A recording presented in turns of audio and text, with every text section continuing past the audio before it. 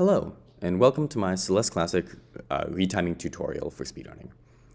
So when you beat Celeste Classic, you'll end up at the ending screen, and you can see your time in minutes and seconds, but you cannot see your time in centiseconds. So behind the scenes, I beat the game in 1 minute 39 seconds and 80 centiseconds, but you can't see that here. And so when you want to retime a run, the naive thing to do would be to take the very beginning of the run, the very end of the run when you enter Summit, and just subtract, find out exactly how long it is. But this usually doesn't work. And depending on how bad the video quality is, you might even end up with estimates that are off by like over a second. The big thing here is that the way that videos are captured, sometimes there's just frames missing, there's frames added, sometimes it's played back at the wrong speed. And so you can't trust it to give you an exact number that you can use to compare different speedruns. What we're actually going to do is we're going to use Celeste Classic's timer during the run. So you can see as you beat a level, there's this timer in the top left of the screen. And that timer does actually track the in-game time perfectly.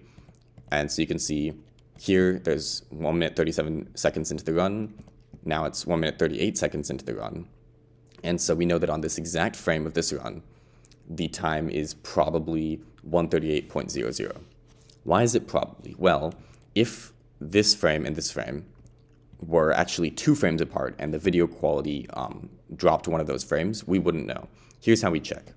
You can see that when Madeline touches the crumble, there's 1, 2, 3, 4, 5, 6 frames, and then the game freezes because I'm dashing, in which Madeline is on the crumble. We know these are all different frames because you can see the particles move every time I hit frame advance. And we can see in the task tool, so there's a minimum 6 frames there. And the task tool is 1, 2, 3, 4, 5, 6, and then because I'd be dashing, the game freezes. So we know that there are exactly 6 frames on the crumble in both situations, therefore we cannot be missing a frame due to frame advancing. And obviously the particles don't like go backwards, so it's not like the frames are out of order. So first frame she's on the crumble, second frame, the third frame that Madeline's on the crumble, we are at 1 minute 38 seconds and 0 centiseconds. So we can initialize this in our task here as well, where right now we know the exact time. We'll come back to that later, but what we're going to do for now is we're going to task 3000. So 3000 is actually a pretty easy level of tasks, all things considered. This run's especially easy, which is why I use it as my retiming example. Madeline starts off with a downright dash and a grace jump. Almost everyone will do either a downright dash or a right dash, and if you're doing a downright dash, you're going to do a grace jump. You can tell it's a grace jump and not a 1 frame delayed jump, because you can look at where Madeline is pixel-wise, and it's just very different from the frame that she's jumping to the frame right here. And this is how tasking the game always works for retiming, is there's a bunch of things that line up because of the exact frame that you pressed a button. And in general, you cannot, you can't end up with 2 very different inputs that give you the same result. So you can check like every pixel along the way, Madeline will be in exactly the same place in the video of the speedrun and in the task you're doing. I do an upright dash through this gap on the first frame of the 2 frames you can do it, 2 main frames. You can tell it's the first frame because if you do it 1 frame earlier, you die. And if you do it 1 frame later, you end up here, where you can see there's kind of a gap between the left side of Madeline's head and the wall, whereas right here, there's no gap. Her left side of her head is perfectly flush with the wall, visually, obviously, not what actually is happening behind the scenes. And you can tell it's not the early one, because you don't end up with the frame where the top of Madeline's head is flush with the ceiling. And this is an especially easy run to retime, because what I do here is a frame-perfect dash through this balloon, because you can see I get green hair after I hit the balloon, which must be this frame. If I do it 1 frame earlier, I don't get my dash back at all. If I do it 1 frame later, I get red hair. So we know exactly what frame this happened on. We can do the same thing here, where I updash. You can see the background sort of cleaves Madeline's head more or less in half. And that's where we want to be on our updash in the task tool as well. If we do 1 frame early, then Madeline ends up with it barely even intersecting her head. Same thing if we're 1 frame late. And you can tell we didn't move sideways in any meaningful way, because the only time we could have done that, remember we know exactly the time that all the grace jumps happened, exactly the time that all the dashes happened. The only time we actually had the ability to move is this frame right here, if I hold nothing instead of right, and it ends up very different. This is different from the dash frame that we saw before. I end up weirdly left, even though I still grab the balloon, and this doesn't seem to split Madeline's head evenly, even though I'm doing the exact same frame of dashing. So you can tell exactly what frame things happen on, because if things aren't exactly like you expect them to be, you'll see a lot of indicators like that something's not right. And then I dash right here. The frame before you dash, there are 3 frames that happen because dash freeze. So you can tell that the frame before I dash, the right side Madeline's head is even with this platform. You can see the missing pixel there is even with the missing pixel here. It's not really missing, but it helps. So on this frame, we must be dashing, and you can see that lines up perfectly too. And this is the last frame before we exit. So, okay, come on, really?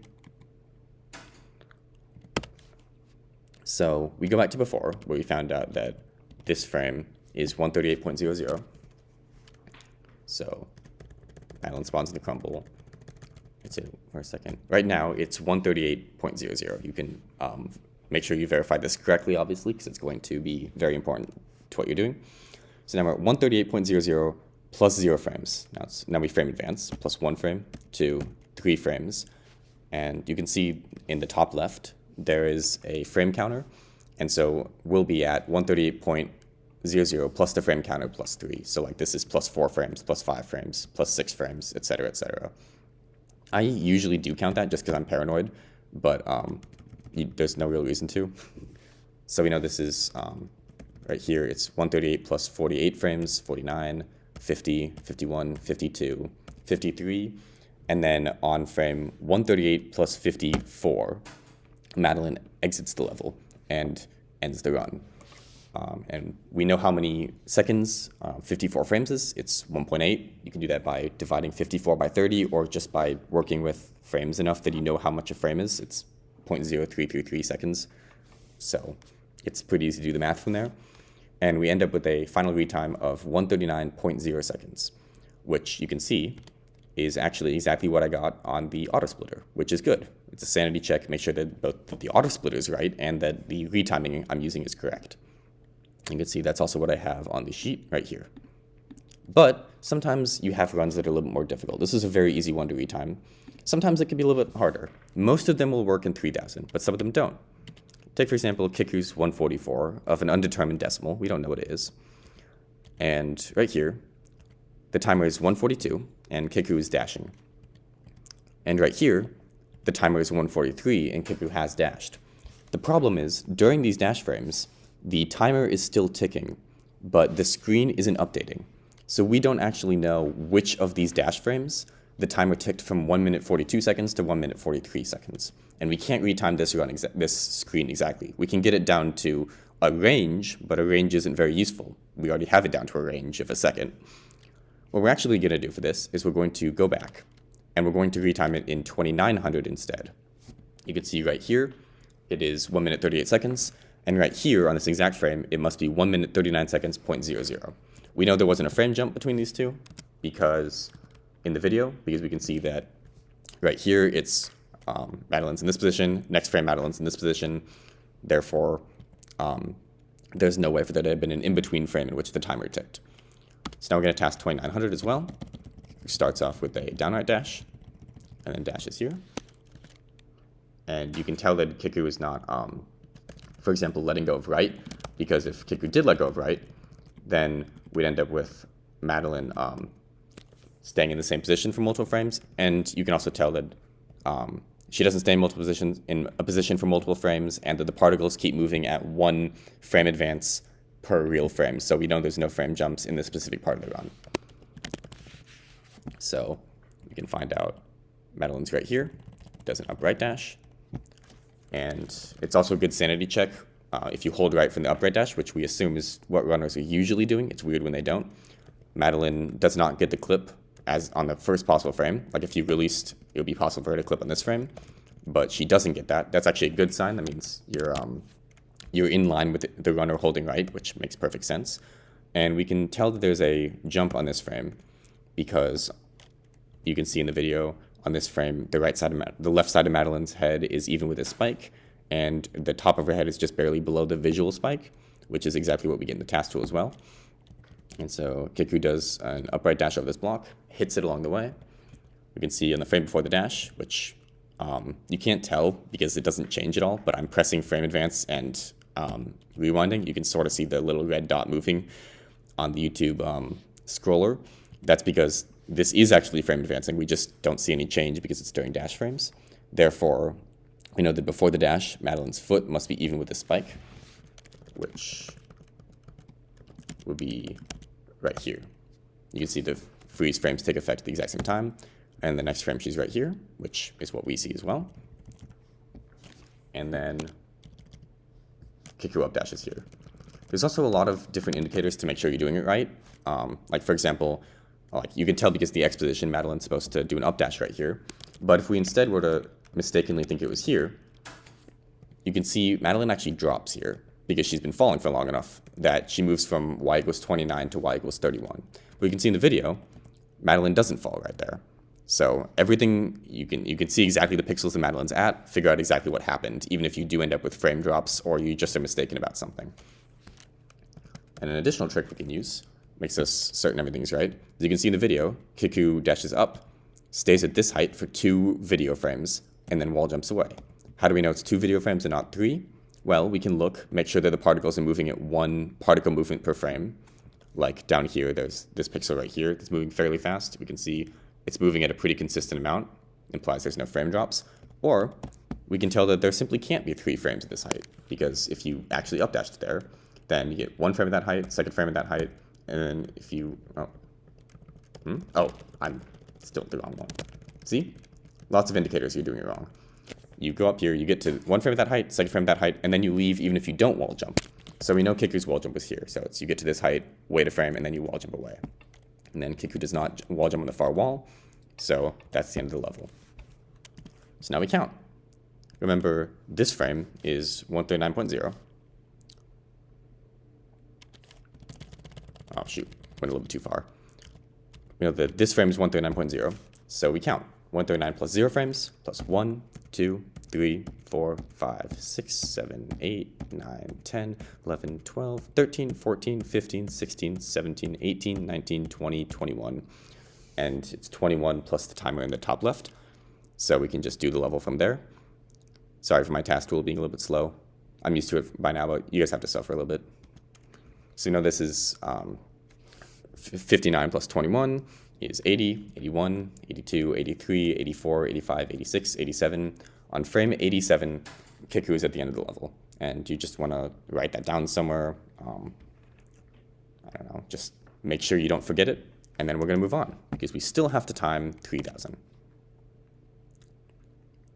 So 3000, kikoo does the right dash at the beginning and then does the lowest frame to the gap. You can see that Madeline's right foot pixel is just next to this corner.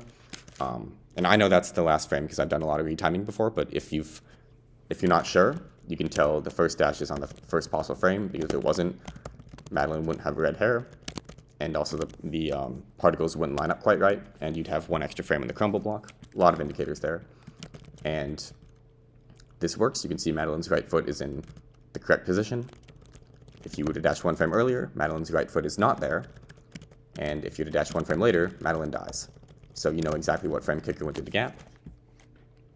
And then we can see in the video that kikoo comes to a stop here. Madeline is at the same pixel, 2 frames in a row. But then Madeline moves after that. So we know that kikoo dashed on this frame. How do we know this? Because what if kikoo's spending 3 frames at this position, but we just can't see one of them because of video quality errors? Well, first of all, that physically can't happen. This is, even if you're holding left, you'll get to this exact same position no matter what. Second of all, if it were to somehow happen, and then we dash into this frame, Madeline falls down. Again, there should be many indicators if you're doing something wrong. So we dash through this balloon. And then Madeline up dashes here. You can see that the background is on the left side of her head, but she still has a pixel sticking out beyond the background, which is exactly what we see in the task tool. And Madeline dashes here and then gets blue hair first frame here. We don't know it's the first frame, but it completely lines up with what we're doing. You can see the right side of Madeline's hair is 1 pixel higher than this block here. And in general, everything lines up with the exact same pixel. and we end with our eyes just below the screen on the last frame before we exit the level.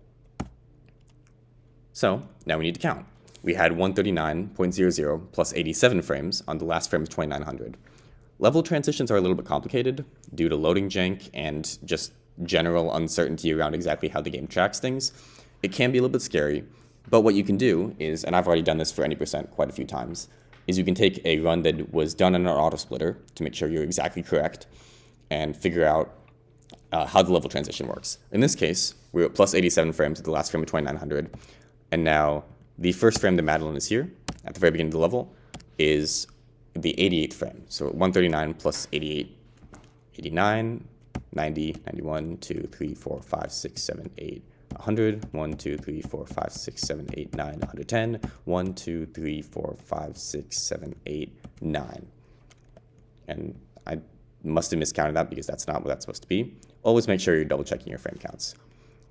This is 88, 9, 90, 91, 92, 93, 94, 95, 96, 97, 98, 99, 100, 101, 2, 3, 4, 5, 6, 7, 8, 9, 10, 1, 2, 3, 4, 115, 116, 117, 118, 119. So it's 1 minute 39 seconds plus 119 frames plus the frame counter in the top left corner. So we get to, I said it was plus 119, so plus 100, 169, 170, 171, 172, 173, 174, and 175 is the frame that Madeline enters Summit. So you can do 175 divided 30, a little bit less easy to do in your head, but it comes out to 5.83 seconds. And so we know that Kikoo's final runtime is 144.833, or 139 plus 5.83 seconds. And you can see on the sheet, that is exactly what we have right here. And that's a little bit of cheating because I did do a retime of this same level earlier, but I do get consistent results. So there are some other things that can happen. Like, for example, in theory, you could have a run that goes back toward like 2800 or further, but it's actually kind of naturally capped a little bit. And the reason for this is that you can imagine every time you don't know what frame the timer transitions, you can do a task of 3000 and find, say, a run of, I don't know if this is true, but let's say the Kikoo's run could be anything from a 144.8 to a 144.9. And then we also don't know when the timer ticks over in 2900. So we know it's a 144.77 to a 144.83. Well, we now know that the runtime is either 144.8 or 144.83. We do a 2800 retime, find out that it's 144.83 or 144.87. We now know that there's only one time that could generate all of those, having the timer tick over in exactly the same way it did. So even if we had a run that was like 15 frames per second consistently the whole time, every time we frame advance the YouTube video, it goes forward 2 frames, which, by the way, is terrible video quality. I've never seen it. Even if that were to happen, you could still retime the run. It would just be painful. And so I think that's basically all there is to do. Important thing is make sure you're counting the frame advances correctly as Madeline is spawning. You saw at the beginning of 3000, I counted that wrong once, mostly because I was trying to rush through it for the purposes of just doing an explanation. Usually I do this like 3 or 4 times just to make sure I'm really getting the same number every time I'm doing it correctly. Make sure your off by 1 errors are correct, so you count the frame that Madeline enters, I guess I could just do, you count the frame that Madeline enters Summit. So, like if this is 55, you'd say 56 is the correct frame to end it on, because that's just the timer does tick over on that frame as well. I think that's about it. Make sure you're paying attention to particles to see if there are frame drops happening. Like if you're in 2800 and, come on, yeah, whatever, close enough.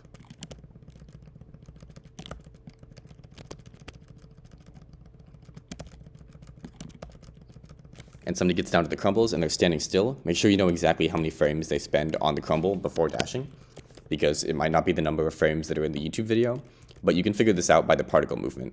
So I can't use my mouse on the task tool to point things out, but you can see like the fat particle that's over the chest right now, it moves a pretty consistent number of pixels per frame, plus or minus a rounding error, but it will look weird if it's moving forward 2 pixels. I mean, if it's moving forward 2 frames worth of pixels, So keep that in mind. If the particles look weird, something's happening and you should account for it. But for the most part, that's just how your retime runs. Obviously, for 100%, for gem skip, the actual strategies being done are different, but the technique is the exact same. If you have any questions, let me know in Discord. Yeah, good luck. Have fun.